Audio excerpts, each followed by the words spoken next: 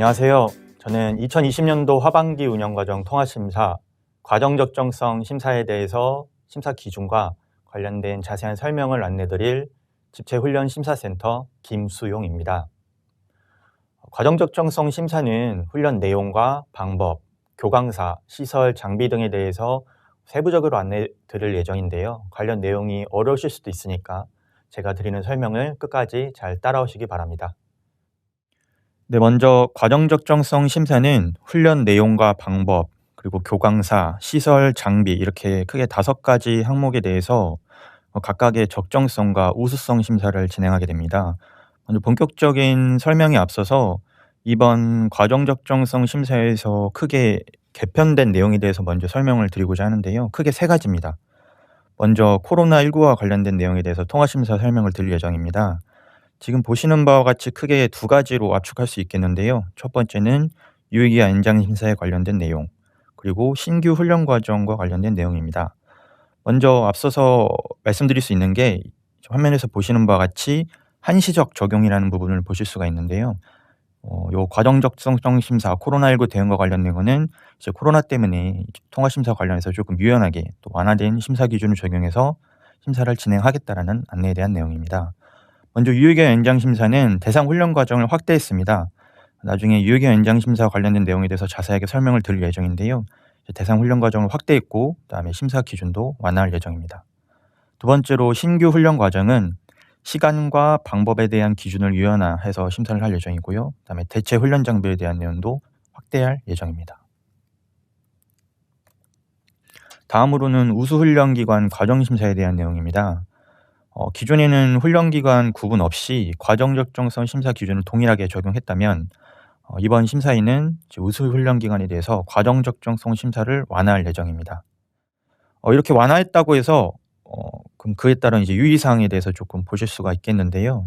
빨간색으로 좀 내용이 돼 있네요. 행정처분, 지도점검에 대한 좀 내용입니다. 아무래도 완화를 하다 보니까 그 훈련 내용과 인프라에 있어서 훈련 목표를 달성하게끔 신청을 하셔야 됩니다.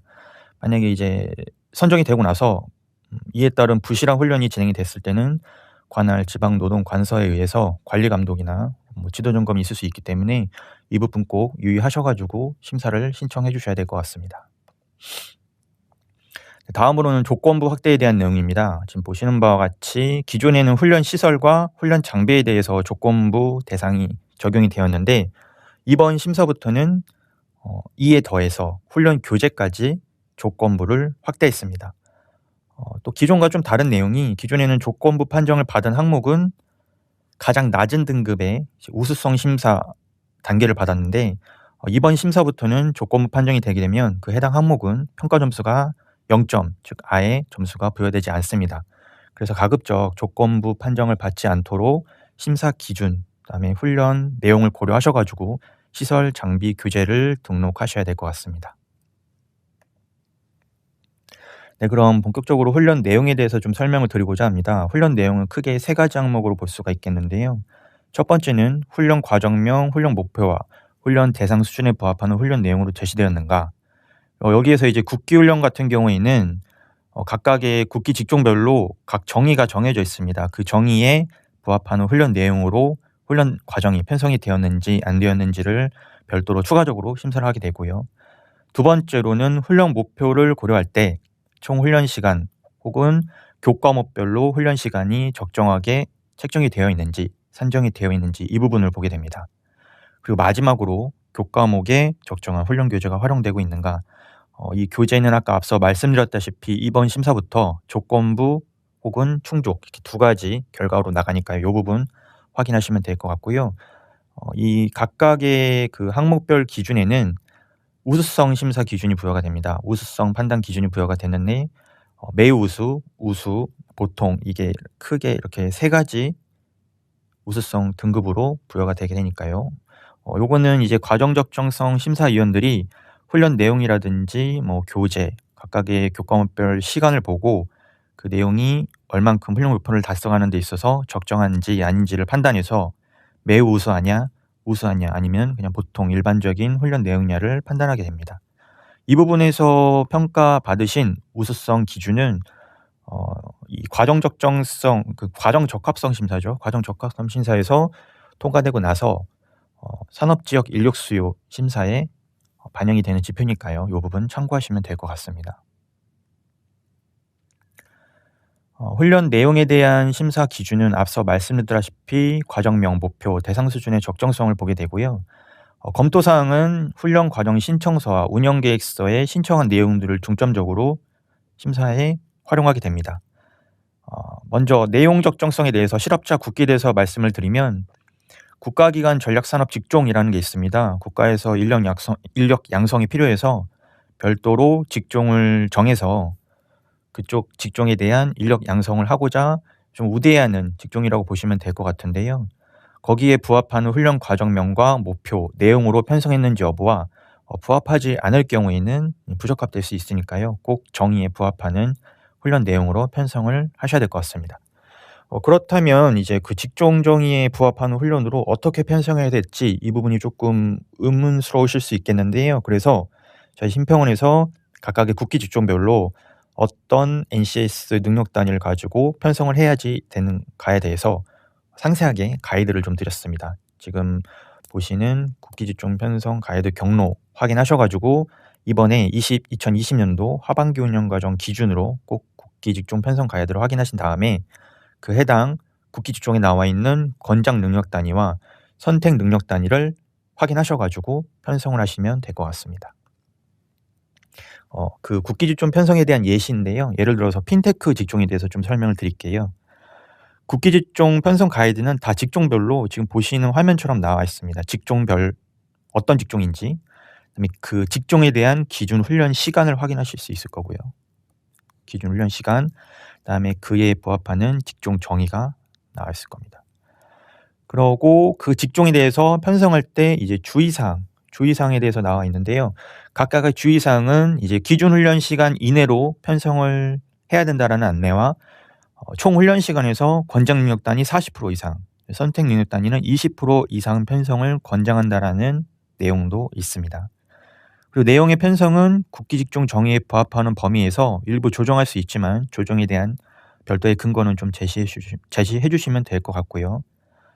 편성 기준은 매번 그 통합심사 공고마다 조금씩 가이드가 훈련 현장이라든지 훈련 기관의 의견을 반영해서 조금씩 개정하고 있습니다. 그래서 이번에도 2020년도 하반기 운영 통합심사 설명회 자료집과 별도로 2020년도 하반기 운영 과정 기준으로 제시되는 국기직종 편성 가이드를 반드시 별도로 확인하셔야 되니까요. 이 부분 꼭 참고하시면 될 것 같습니다. 다음으로는 창업 과정에 대해서 안내를 드릴 예정인데요. 창업 과정 같은 경우에는 이제 창업의 목적 자체가 뭐라고 할까요? 예를 들어서 뭐 회계나 성권 분석 이런 것들에 대한 지식을 좀 알고 있어야지 그 해당 내용에 대해서 창업할 때 도움이 되니까요. 요 창업에 필요한 교과목이 편성되어 있는지 안 되어 있는지 그 부분을 좀 중점적으로 검토를 할 예정입니다. 그래서 그거에 대한 예시는 이제 보시는 바와 같이 뭐 회계 쪽 내용이라든지 성권 분석 혹은 마케팅이나 홍보에 대한 내용이 되어 있는지 안 되어 있는지를 보게 되겠고요. 이 부분을 꼭 창업 과정으로 신청하실 때는 반드시 편성을 하셔야 됩니다. 다음으로는 자영업자 특화 과정입니다. 자영업자 특화 과정은 실업자 계좌제 훈련으로만 가능합니다. 실업자 계좌제 훈련으로 자영업자의 특화된 내용으로 편성되어 있는지 아닌지에 대한 내용을 집중 검토하게 되고요. 이 자영업자의 특화된 내용도 앞서 말씀드린 창업 과정과 유사하게 자영업자다 보니까 뭐 상권 분석이라든지 마케팅 홍보와 관련된 내용이 일부 편성될 수는 있겠네요. 일반 훈련 과정과 달리 꼭 자영업자에 특화된 내용이 반드시 들어가 있어야 됩니다. 다음으로는 자격증 취득 과정에 대한 내용입니다. 자격증 취득 과정의 목표는 당연히 자격증을 취득하는 데 있겠죠. 그래서 저희 설명회 자료집에 별도로 자세하게 제시되어 있는 게 있습니다. 자격증 취득 과정 신청 가이드를 반드시 확인하라고 안내가 되어 있죠. 그래서 이 부분 꼭 자격증 과정 신청하실 때 확인하셔가지고 반드시 신청하셔야 되고요. 별도로 간호조무사, 요양보호사, 장례지도사, 직업상담사 2급, 조리기능사 같은 경우에는 별도의 신청 가이드를 좀 제공해드리고 있으니까요. 이 부분 확인하셔가지고 꼭 신청하실 때 도움 받으시면 될 것 같습니다. 한 가지 유의하셔야 될 건 자격증이다 보니까 그 출제 기준이나 출제 과정가 변경될 수 있어요. 그래서 그 변경된 내용은 반드시 확인을 하시고 그 변경된 내용에 따라서 훈련 과정을 편성하셔야 되니까요. 이 부분 꼭 확인해 주시면 감사하겠습니다. 다음은 법정 직무교육입니다. 법정 직무교육은 법령에 의거한 직무교육이라고 보시면 될 것 같은데요. 훈련 과정 신청하실 때 법정 직무교육 해당 여부에 체크하는 화면이 있습니다. 거기에 예를 꼭 선택하시고요. 그에 따른 해당 사유는 관련 규정이라든지 법정 근거를 들 수 있겠죠. 뭐 예를 들어서 어떠한 시행령에 따라서 이 직무교육이 진행을 돼야 된다. 이런 사유를 제시해 주시면 될 것 같습니다. 한 가지 주의하셔야 될 게 법정 직무교육이 아님에도 법정 직무교육을 선택하셔가지고 신청하시는 경우가 많아요. 뭐 예를 들어서 일반 자격증 과정인데 요게 이제 뭐 자격증 출제 기준이라든지 과제에 나와 있다고 해서 법정 직무교육으로 선택하시면 안 됩니다. 요거는 꼭 확인하셔가지고 법정 직무교육에 해당하는지 요거는 꼭 반드시 보셔야 돼요. 다음으로는 현장 실습입니다. 현장 실습은 이제 훈련 기간 말고 외부에 나가서 하는 훈련이라고 보면 될 것 같아요. 뭐 산업의 어떤 현장성이라든지 어떤 훈련 장비가 굉장히 좀 고도화됐다라든지 쉽게 훈련 기관에서 구비할 수 없기 때문에 산업 현장 나가서 직접 실습을 하는 거죠. 그래서 그거에 대한 내용은 별도로 현장 실습 신청 가이드를 마련했습니다. 설명해드릴 집에 나와 있고요. 페이지는 51페이지네요. 여기에 나와 있는 현장 실습 신청 가이드를 반드시 참고하셔가지고 신청하시면 될 것 같아요. 다음으로는 훈련 과정 편성에 대한 전반적인 내용인데요. NCS 기반 훈련 과정은 당연히 NCS 기준을 가지고 편성을 합니다. 실업자 훈련 같은 경우에는 능력 단위로만 편성을 해요.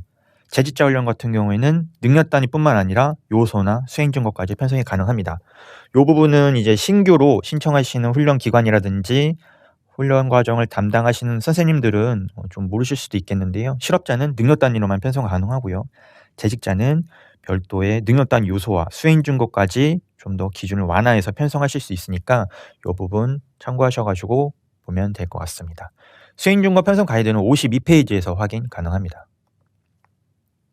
다음으로는 훈련 시간에 대한 내용입니다. 훈련 시간 같은 경우에는 국기 직종, NCS 세분류 크게 이렇게 두 가지 직종별로 각각의 기준 시간이 나와 있는데요. 각각의 기준 시간이 나와 있습니다.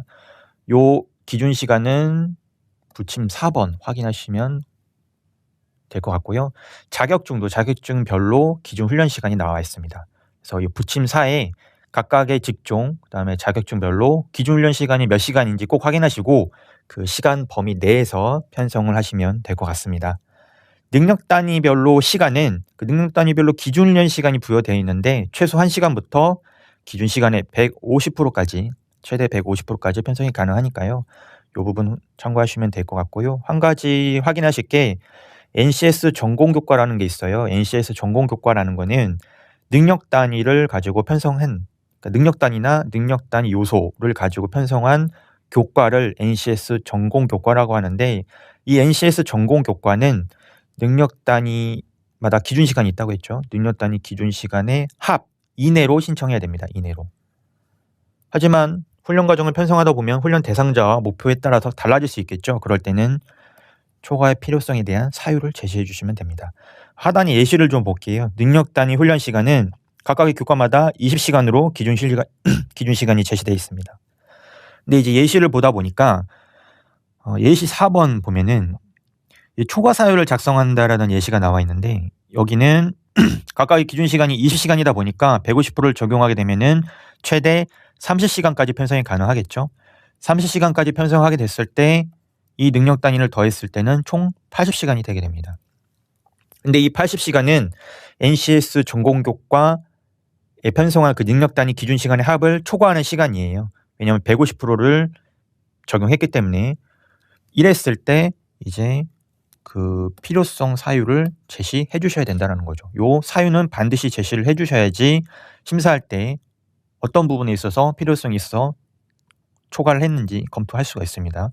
그래서 이 부분은 꼭 확인하셔가지고 초과 사유 작성해 주시고 그다음에 별도로 확인하셔야 될 게 교과목별로 시간 산정이 부적정, 여기서 부적정하다라는 거는 너무 적거나 너무 많을 때에 해당합니다.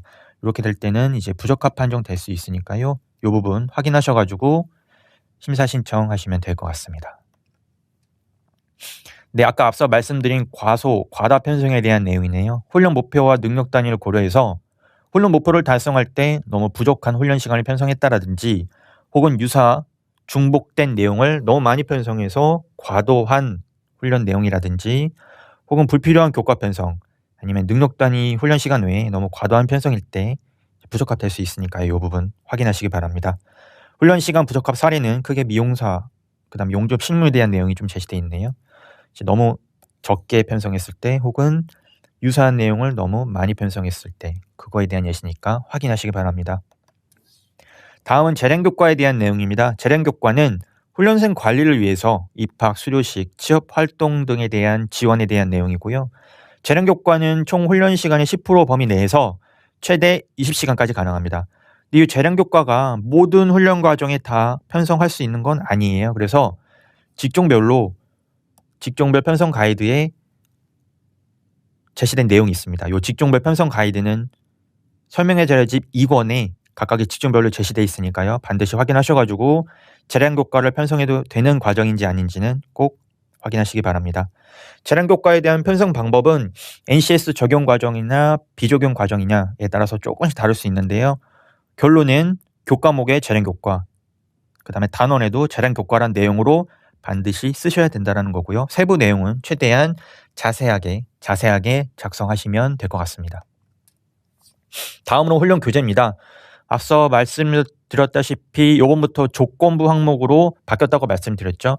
그래서 꼭 필요한 교재가 누락됐다라든지 혹은 증빙 파일이 조금 제시가 부적정할 때 조건부 판정될 수 있고요. 요번부터 조금 바뀐 내용입니다. NCS 소양교과에 대한 내용인데요. NCS 소양교과, 직업기초 능력이라고 하죠. 이 직업기초 능력에 대한 교재 별도로 스텝이라고 해서 직업기초 능력 강의 노트를 별도로 제공하고 있어요. 그래서 여기 스텝 사이트 들어가시면은 해당 직업기초 능력 크게 10가지가 있죠. 각각의 직업기초 능력에 대한 강의 노트가 제공되고 있습니다. 그 강의 노트를 다운받으셔서 훈련 교재로도 활용 가능하니까요. 이 부분 참고하셔가지고 훈련 교재로 등록하시기 바라고요. 다음에 한 가지 유의하실 게 이제 스텝이라는 그 사이트가 좀 온라인 기반의 훈련 컨텐츠를 제공하는 사이트인데 그러다 보니까 혹시 이 직업기초 능력을 온라인으로 훈련을 해도 되는지에 대해서 오해하실 수도 있어서 이제 집체 훈련 과정이잖아요. 반드시 훈련 강사에 의한 집체 훈련으로 진행을 해야 됩니다. 이 부분 오해하시면 안 됩니다. 다음으로 증빙 파일은 최소 훈련 교재에 대한 내용 적정성을 확인해야 되기 때문에 어떤 교재인지 알아야겠죠. 표지와 어떤 내용인지 목차는 제시해 주셔야지 심사할 때 활용 가능하기 때문에 꼭 등록해 주시기 바라고요. 혹시 증빙 파일이 안 열리는 경우 있습니다. 파일 오류 꼭 한번 확인해 주시기 바랄게요. 다음에 관련 법령이라든지 자격증 출제 기준이 바뀌어서 해당 내용이 교재가 이제 활용 못할 수도 있잖아요. 그래서 출제 기준이 변경된 거는 반드시 포함해서 등록을 하셔야 됩니다. 자체 교재로 활용하시는 훈련 기관분들도 많으신데요. 자체 교재로 활용하실 때는 교재 목차를 상세하게 작성해 주시고요.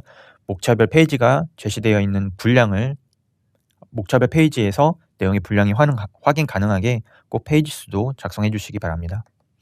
다음으로 훈련 방법입니다. 훈련 방법은 각각의 교과목별로 이제 이론이냐 혹은 교과의 내용을 고려했을 때 이 훈련 방법이 학생들한테 이대로 했을 때 적정한지 아닌지에 대해서 좀 심사를 하게 되겠고요. 평가 방법은 이 교사학습 방법 등을 고려해서 평가 방법이 적정한지 아닌지 이 부분을 좀 검토하게 될 것 같아요. 훈련생의 학습 능력을 평가할 때 적정하지 않으면 부적합 판정이 됩니다. 그리고 기타 혼합형이라고 제시되어 있는 부분이 있는데요. 기타 혼합형은 이제 저희가 설명회 자료집에 별도로 교사학습 방법과 평가 방법에 대해서 안내를 하고 있어요. 각각의 교사학습 방법과 평가 방법에 대해서 안내를 하고 있는데 이 교사학습 방법과 평가 방법 외에 추가적으로 더 필요한 경우가 발생할 수도 있습니다. 그럴 때 기타 혹은 혼합형으로 선택하시면 될 것 같고 기타는 제시된 내용 외에 교수학습 방법이라든지 평가 방법을 선택할 때 활용하시면 될 것 같고요. 혼합형은 2가지 이상의 훈련 방법이나 평가 방법을 활용할 때 선택하시면 될 것 같습니다. 다음으로는 훈련 교광사에 대한 내용입니다. 훈련 교광사는 교과목별로 강사님을 배정하게 되어 있죠. 그래서 교과목별로 그 교과목을 강의하실 수 있는 역량이 충분하신지 아닌지를 심사하고 있습니다.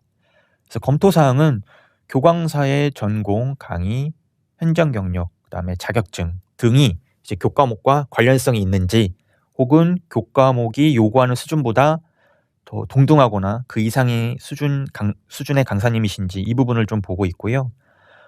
별도로 좀 확인하셔야 될 게, 요양보호사, 장례지도사 등 법령에 의해서 교과목별로 강사의 기준이 나와 있는 게 있어요. 그럴 때는 반드시 그 관계 법령에 따른 강사님의 자격을 꼭 확인하시고 신청하셔야 됩니다. 이 부분도 별도로 검토를 하니까요. 꼭 확인하셔야 됩니다.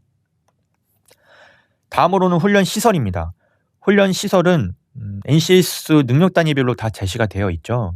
그래서 훈련 목표라든지 훈련 내용을 고려해서 그 NCS 능력 단위를 편성하실 텐데요. 그 능력 단위별로 제시된 훈련 시설이 적정한지 아닌지를 심사하게 되겠고요.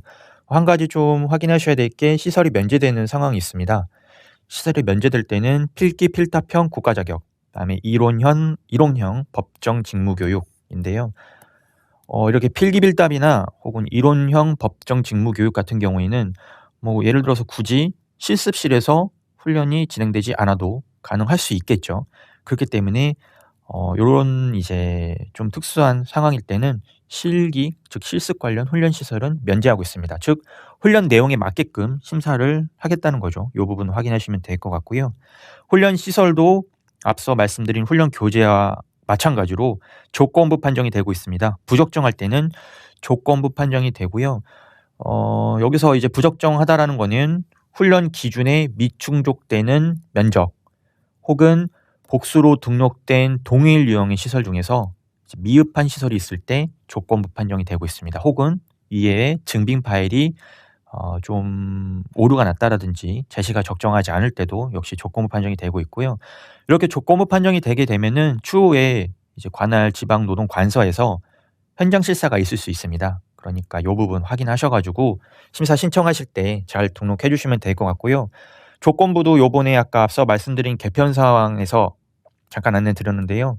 우수성 심사에서는 가장 낮은 점수가 아니라 아예 점수 부여가 되지 않고 있습니다. 그래서 조건부 판정 받으시면 추후에 심사 지표에서 불이익을 받으실 수 있으니까요. 이 부분 확인하셔가지고 최초 심사 등록하실 때 잘 신청해 주시면 될 것 같습니다. 시설은 훈련 과정에 등록된 시설을 기준으로 합니다. 이제 훈련 기간별로 하는 게 아니라요. 훈련 과정에 등록된 시설을 기준으로 심사하게 되겠고요. 시설 용도에 따라서 조금씩 그 각각의 시설이 다르게 구비가 될 필요성이 있을 수 있잖아요. 그래서 용도가 다른 시설 같은 경우에는 각각 구비돼야 됩니다. 그리고 그에 따라서 각각의 시설 면적도 준용을 해야 되겠고요. 용도가 다르다라는 게 조금 의문사항이 있으실 수 있겠는데요. 용도가 다르다라는 건 안에 예시가 나와 있습니다. 자동차 도장을 교육할 때 도장 실습실과 샌딩 실습실이 각각의 목적이 다르다 보니까 별도로 구비가 돼야 된다는 예시가 제시되어 있고요. 요거는 각각의 직종별로 조금씩 내용이 다를 수 있지만 결국에 확인하셔야 될 건 용도가 다르면 각각 등록을 하셔야 된다는 겁니다. 한 가지 좀 유의하실 게 있네요. NCS 훈련 기반 이제 훈련 기준에서 이게 좀 가끔마다 오해하시는 경우가 있는데, 겸용시설로 안내가 돼 있을 때만 겸용이 가능합니다. 뭐 일반적으로 강의실에서 실습도 할 수 있는 거 아니냐라고 많이 이제 문의하시는 경우가 많은데, 강의실은 강의실이고 이제 보통 이론적인 내용을 강의할 때도 있고, 뭐 훈련 뭐 아까 뭐 말씀드렸다시피 오리엔테이션이라든지 뭐 재량 교과 이런 내용들을 하는 게 보통 일반적으로 강의실이고요. 실습실은 다릅니다. 이제 훈련 장비를 가지고 실기 혹은 실습을 해야 되는 내용이니까 뭐 NCS 기반 훈련 기준에도 아마 별도로 제시가 돼 있을 거예요. 거기에 별도로 겸용시설이라고 되어 있지 않으면 각각 구비하셔야 됩니다. 겸용시설로 제시되어 있는 경우에만 겸용으로 인정이 가능하고, 그럴 경우에는 면적은 겸용되는 시설 중에서 가장 큰 면적 기준을 따라야 됩니다. 예를 들어서 강의실은 45제곱미터고 실습실은 60제곱미터예요. 훈련 기준에서는 실습실이 강의실 겸용 가능하다고 나와 있습니다. 그러면 실습실 면적이 더 크니까 60제곱미터의 기준을 따라야겠죠. 그거에 대한 내용이고요.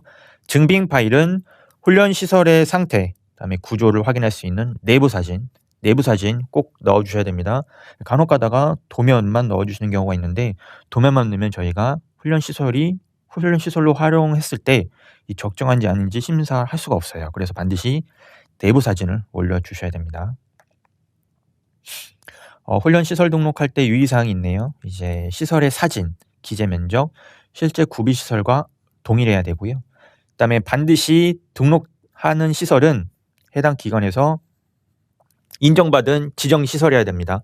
인정받지도 않고 훈련 기관이 시설도 아닌데 막 임의로 등록하시면 안 돼요. 요거는 나중에 지도 점검에서 불이익을 받으실 수도 있으니까요. 꼭 기관에서 인정받으신 지정 시설만 등록을 하셔야 됩니다.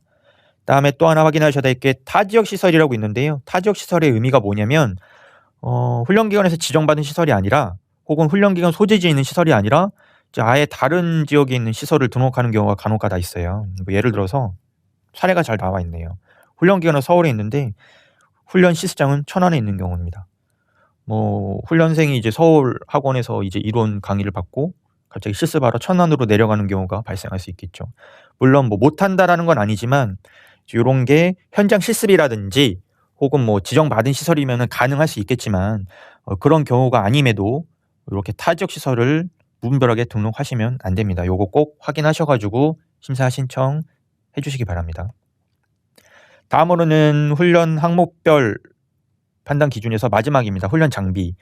훈련 장비는 이제 훈련 정원수에 부합하는 장비 개수가 있는지 혹은 훈련 내용이나 방법을 고려했을 때 적정한 장비인지 등에 대해서 판단을 하게 되는데요. 훈련 장비도 아까 말씀드린 훈련 시설과 마찬가지로 장비에 대한 면제 기준이 있습니다. 동일하죠. 필기 필답형 국가 자격과 이론형 법정 직무 교육은 NCS 기반 훈련 기준에서 제시한 훈련 장비를 면제할 수 있습니다. 여기서 면제라는 거는 등록 안 하시고 이론형 국가 자격, 이론형 법정 직무 교육에 맞게끔 훈련 과정을 등록하시면 된다는 거예요. 다만 한 가지 고려하셔야 될 게 실기 교육을 일부 편성하실 수도 있어요.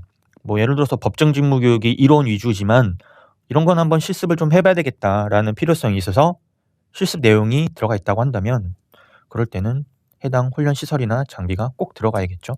그러니까 편성을 하실 때 훈련 내용을 고려해서 훈련 장비를 등록해 주시면 될 것 같습니다. 훈련 장비도 부적정하다고 판단이 되면 조건부 판정이 됩니다. 여기서 조건부의 이제 기준은 훈련 기준에 부합하지 않는 수량이라든지 사양, 증빙 파일이 적정하지 않을 때 혹은 타 훈련기관의 장비를 무분별하게 등록했을 때 조건부 판정이 될 수 있으니까요. 이 부분 참고하시면 될 것 같습니다. 장비 등록 기준도 훈련 기관별로 하는 게 아니라 훈련 과정별로 하고 있고요.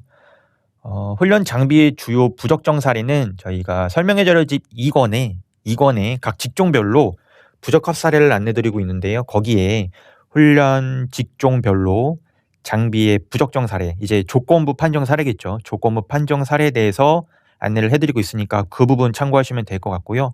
별도로 유의사항으로 설명의 자료집 1권에도 안내가 돼 있으니까요. 그 부분 확인하시면 될 것 같습니다. 그다음에 장비명 입력하실 때 어떻게 장비명을 해야 되냐 이렇게 문의하시는 분들이 많으셔서 좀 안내 드리는데요. 쉽게 생각하실 수 있습니다. NCS 기반 훈련 기준에 장비명 다 나와 있어요. 그거 그대로 입력하시면 됩니다. 예를 들어서 뭐 문서 작성 프로그램이 나와 있다. 그럼 문서 작성 프로그램으로 그대로 등록하셔도 되지만 문서 작성 프로그램이 엑셀도 있을 수 있고 뭐 엑셀을 문서 작성으로 활용하실 수도 있잖아요. 아니면 뭐 한글 프로그램이 있을 수도 있고 뭐 워드가 있을 수도 있는데 그러면 뭐 괄호하고 해당 내용 작성해 주셔도 됩니다. 이렇게 NCS 기반 훈련 기준이 나와 있는 훈련 장비 명칭으로 등록해 주시면 될 것 같습니다. 훈련 장비 등록하실 때 이게 이제 훈련 장비를 눌렀을 때 나오게 되는 세부 내용이에요. 뭐 전용이냐 공용이냐 혹은 장비명이 어떤 것인지 장비 유형은 주장비인지 보조장비인지 이런 내용들을 입력하실 수 있는데요. 여기에 나와 있는 필수 내용은 반드시 입력을 하셔야 되고요.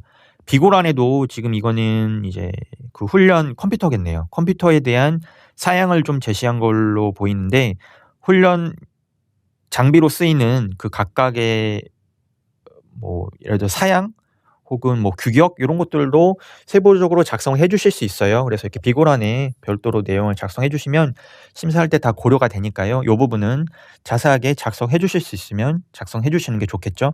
한 가지 좀 이제 안내 드릴 수 있는 게 이 모델명이라는 게 있습니다. 모델명. 모델명은 브랜드명이 아니죠. 예를 들어서 뭐 모델명이 삼성이 될 수는 없잖아요.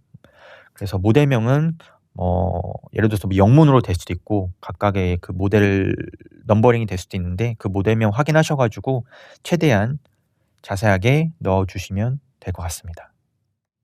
네, 이상으로 과정 적정성 심사에 대한 각 항목별 기준과 내용에 대해서 설명드렸습니다. 감사합니다.